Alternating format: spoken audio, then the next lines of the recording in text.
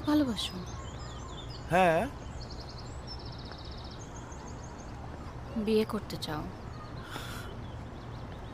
হ্যাঁ। আমি যদি বলি এখনই বিয়ে করতে হবে, পারবা?